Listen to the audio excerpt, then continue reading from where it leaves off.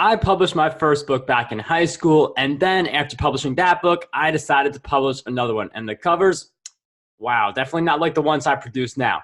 Before I graduated college, I had a total of 25 books that I'd self-published on my own. No content books, which are pretty much just worksheets or things like that spread throughout the entire book. Nothing like that. This is all content. This is all of this knowledge. So how did I go from no books in high school to writing and publishing 25 books before I graduated college? You could count this book also, which will be book number 26, which I finished writing before I got out of college. I just didn't publish it before all my final exams were over. But how did I do that? That's what we're going to cover in this video.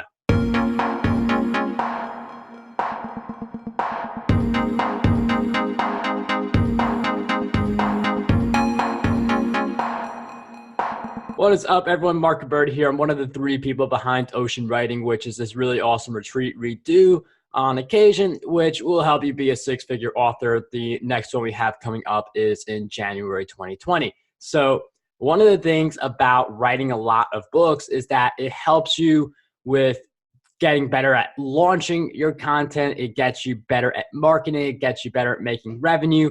And then you have a whole variety of books that are bringing in a little bit of income here and there. And that builds up very quickly, especially if you can leverage Amazon ads, which just allows you to snowball your earnings. So being able to write a ton of books and get them on Amazon is going to be very advantageous for anyone who wants to make money in the self-publishing game. So when it came to me writing 25 books and how you could write a lot more books too, one of the big things is to think about what is a book. I mean, very obvious question, we get that, but what about pages of a book? Because some people, they feel like they got to crank out 100, 200, even 300 page books to actually have something that is complete. And this is a big mistake people make that really hurts their ability to produce more books. A lot of my books are around 80 to 100 pages. This is actually my sweet spot by design because that is a page range where people can read it in one sitting.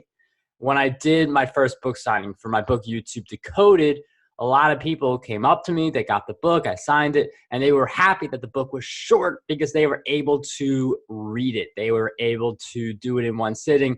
Instead of, if we're talking like a 300-page book, that's a lot more of a commitment versus an 80 or 100-page book that could be right away. And it's a lot easier for you to write it out. I could do a little under 20,000 words and have a book, while in the past, I wouldn't feel good about publishing a book unless it had at least 40,000 words because I felt like I had to be hitting 200 pages, which is something, if you go into a bookstore, a lot of those books in there are over 200 pages. So that could feel like the type of norm, and you could see that in the publishing industry, but in the self-publishing industry, you have a lot more freedom. So 80 to 100 pages definitely helps. And for me, that's anywhere from 17,000 to 20,000 words, depending on how many pictures are in the book, depending on what size the font is. But 17 to 20,000 words is typically enough to get to that 80 to 100 page threshold. So now all we have to do is write the words. And one of the things to note here is that just because it may be less words doesn't necessarily mean it's still like super easy to write the book. There's still going to be moments where you just want to finish this thing and you just want to get it out in the world and see the finished format. So one of the most important things you could do as a writer who wants to publish a ton of books is to develop writing habits that complement your goal of doing that. So I have, there's a schedule that you could have a lot of different things added to a schedule and a lot of different priorities that shift in a given time. But I always have a set of what I like to call daily activities. These are the things that I have to do no matter what. I could set other priorities. I could have other projects, but I have to do the dailies no matter what. And one of those dailies for me is to write at least 1,000 words for my next book. So writing 1,000 words do that for 17 or 20 days. And just like that, you have a book.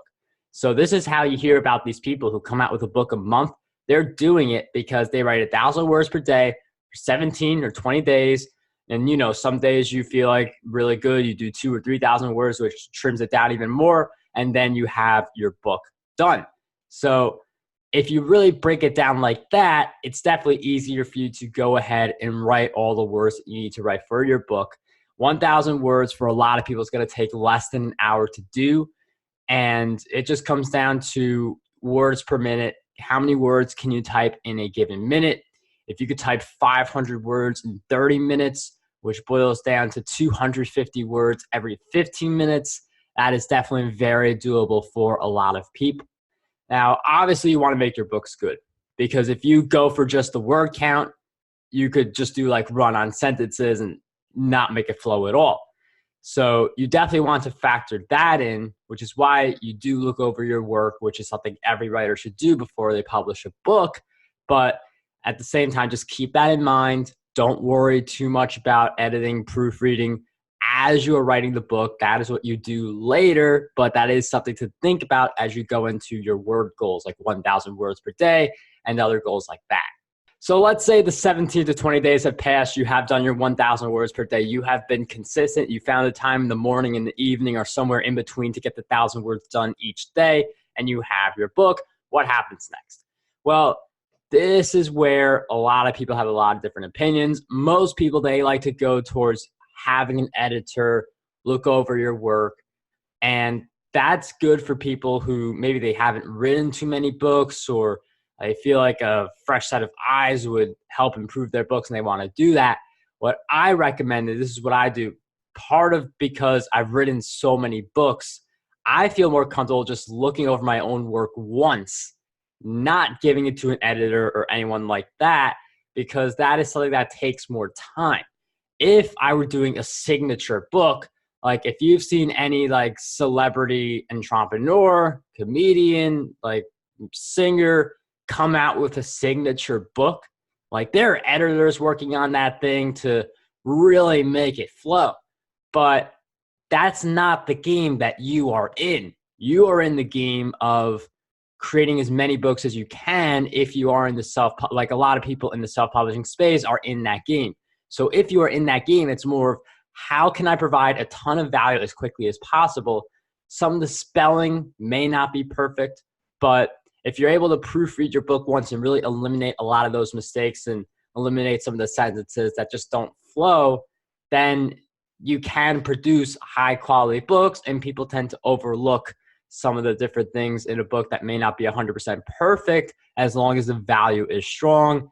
Things are like factually accurate and similar things like that. So by just proofreading the book myself, just eyeballing it, it allows me to get the books out quicker.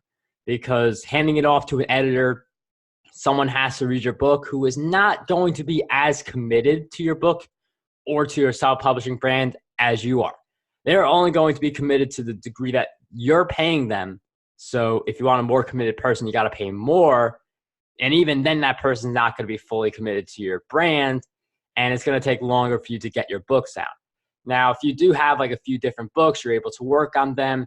Then while the editor is editing one book, you could be working on another book. So if you do want to go the editor route, that is one approach, but it's just allowed me to trim off a lot of time. I've had editors in the past. It just takes a lot longer to go from idea to published book, which based on my strategy and based on others in the space, you do want to come out with a ton of books as quickly as possible. That allows you to run more Amazon ads, allows you to make more revenue quickly. And I mean, there's an example, Tom Corson-Nolis. He has something in one of his books where it says, let's say there are two authors writing about Facebook ads. One person finishes the book in 6 months. It has some like typos. It's not perfect, but it's getting sales. And you can change the book.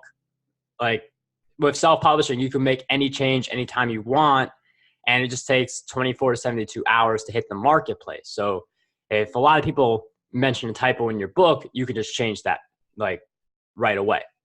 That's very different from publishing the traditional way.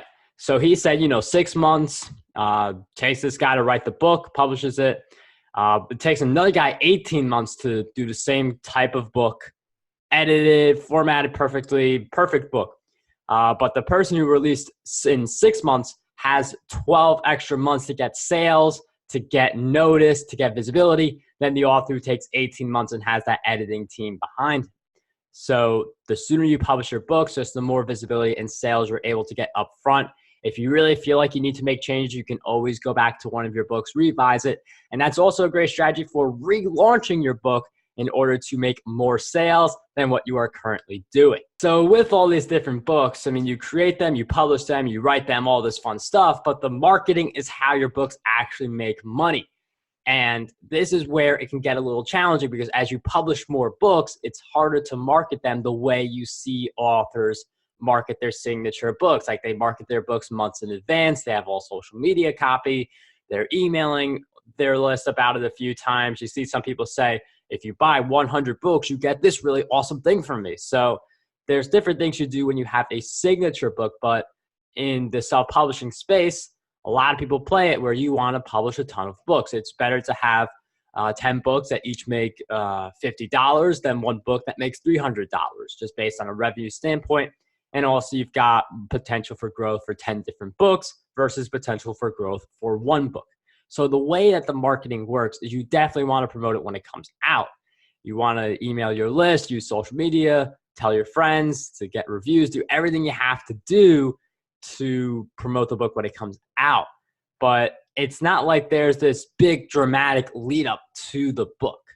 It's really just like a week, if that, of lead up to the book, and you get a few people to promote when it comes out. The reason that the marketing is lighter for this type of strategy is because the way that a lot of these kinds of strategies make money is through the Amazon ads. So you use Amazon ads to get all these long-term sales. So my book, Podcast Domination, one of the 25, that is my most successful book, a book that I published like more than a year ago because of the Amazon ads that are in place for that book. So I definitely did marketing for that book when it came out, but it's not like I did months of marketing and months of lead up for that book or for most of the other books that I publish now, because I publish so many books with the strategy of, let me just get some reviews. If you're in the double digits, you're doing pretty good. Like if you have 10 reviews, obviously if you have 100, that's a lot better. But if you've got double digits, you're definitely, you have a good setup. So just to get that kind of exposure and then run Amazon ads and have the sales keep coming in. Because the problem with doing a signature book launch is you hear about people who they hit the bestseller list. They sell like 10,000 copies of their book, and that's really great. But that's 10,000 sales in that moment. And then you see the decline in sales. Like, year one, let's say maybe you sell 20,000 books. Then like people have seen your book already. You're not promoting it anymore. You don't have some kind of evergreen Amazon ad structure for it. So then maybe you see like 10,000 sales, and year three, 5,000 sales, then year four, just like 2,000 sales. And it has a downward momentum after that initial launch period, in part because authors who do a signature book, their goal is to just say they're Wall Street or USA or New York Times best-selling author. That's their only goal. So once they hit that, they don't really care about how well their book does anymore. And they could say they're that best-selling author, and then they could get the speaking fees and all the different things like that. But this strategy is all about publishing as many books as you can using the Amazon ads. So instead of just having a one-off, you are able to build on momentum with the ads and continue growing your self-publishing empire. So that's pretty much how I was able to write 25 books starting from high school. Wrote book number 25, published it. After I got out of college, book number 26, is kind of on the fence there. Depends on how you want to interpret it. But those are the strategies that I used to properly write the books, to promote the books, and then to be able to make revenue. Now, one of the things you may be interested in if you've made it this far is, how do I make 6 figures from my books? And that's what we do with Ocean Writing Retreat. Like, just from book royalties, 6 figures. That doesn't include back-end stuff, which we also teach you at Ocean Writing Retreat. So this one we're doing in the end of January.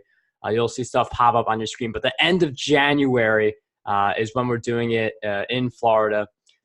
So that is an option. We will also be doing it probably 1 to 2 times each year, so definitely stay tuned.